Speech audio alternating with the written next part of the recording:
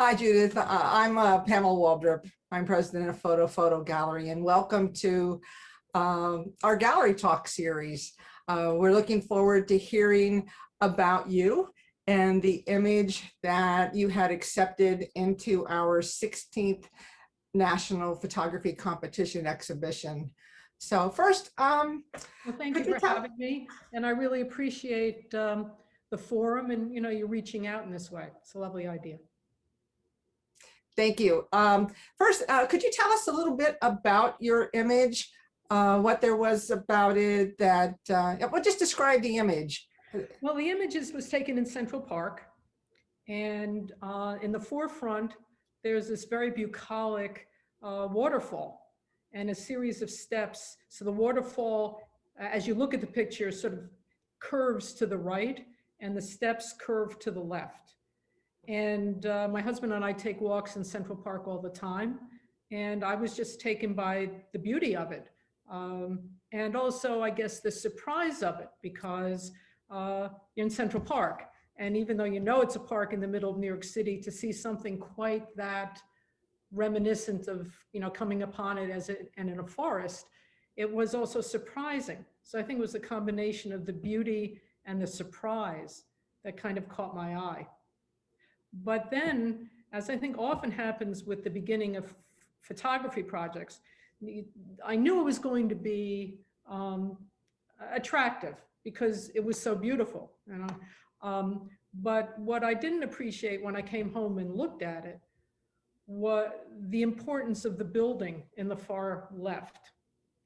And I think what happened then is I did a series of photographs, because I take walks in Central Park, trying to capture this same sense of beauty and surprise. But I realized that the strongest photos were the ones that hinted at the city behind it. And that then guided the rest of the series. It wasn't just something extraordinary in the park. It was the way the park interacted with the city behind it. And I must say that's exactly what the juror mentioned when she said why she picked the photo, was that it's really about an exploration of wilderness in city, not simply pretty wilderness per se. I'm glad you mentioned that it's a series, and that actually brings to mind two questions I have for you. And the first one is, it's a lovely image. I'm looking at it. What prompted you to keep it black and white? Did you shoot it in black and white? Do you usually shoot in black and white?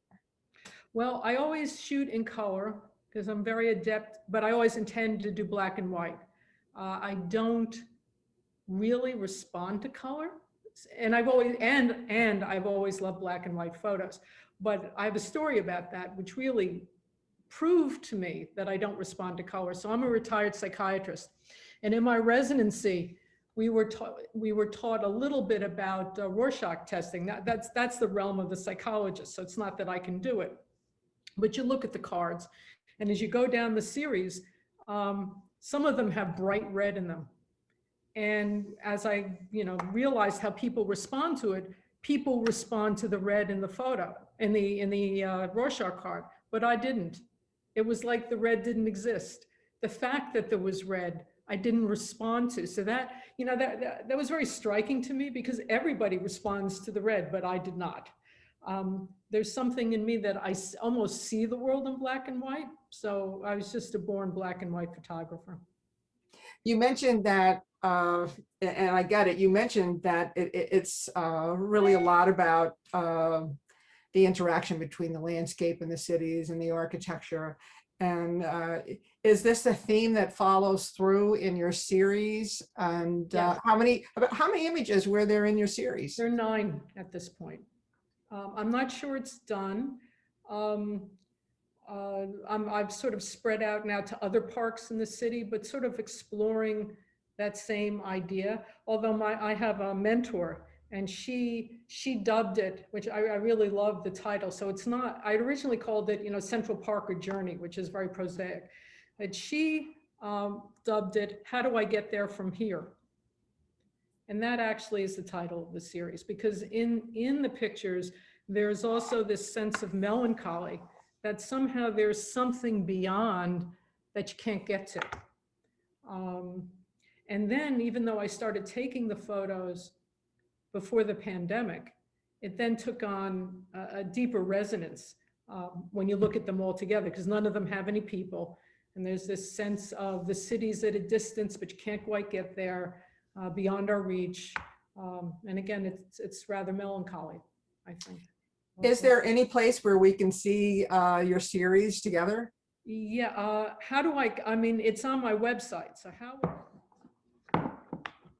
so that's the first picture in the series. Can you maybe hold it at just a bit of an, there we go. That was better. Yes. There we go. Yes. Okay. Lovely composition. Thank you. As you're looking, one of the things I think about myself, and I'm wondering what you thought about, is what influenced your final sequence for the series? You mean how did I edit it all together, or how did Yes. I just edit the sequence once I got the pictures that I decided were good for the series? Well, both, but I'm primarily interested because I think the way that we edit our series and present them tells its own story. Yeah. Well, I took a lot of pictures of Central Park because I'm there and it's easy, and every vista is beautiful. But ultimately, the pictures that remain were the ones who told that story. How do I get there from here? There were a lot but they have a particular drama. Like if you look at this one, you see this picture. I don't know if it's coming through. The Museum of Natural History is behind it. You need to tilt it a little bit. So yes, we can see it a little bit now. Yeah. So, there it is. See the Museum Yes. of Natural History Yes. behind the other tree? So here is this drama between these two trees, and then this iconic building that you can't quite see or get to. Mhm. And the most powerful images all told this kind of story. And it turns out it's not that easy. As beautiful as Central Park is, I often find that the making of a series is very difficult, because once you kind of beat in on what it's going to be, to find other pictures. I mean, you can take a perfectly good picture that doesn't sing with the other ones, and then it's what it is. It just doesn't fit. And I've had to discard a whole number of photos that I really rather liked, but didn't have that same kind of drama, melancholy, distance and storytelling that ultimately the 9 that I now have do. Thank you again, Judith. I'm going to take a look at your work again in winter as well. Okay. Well, pleasure speaking to you, truly. You too. Yeah, Bye-bye. Bye-bye. All right. Bye-bye.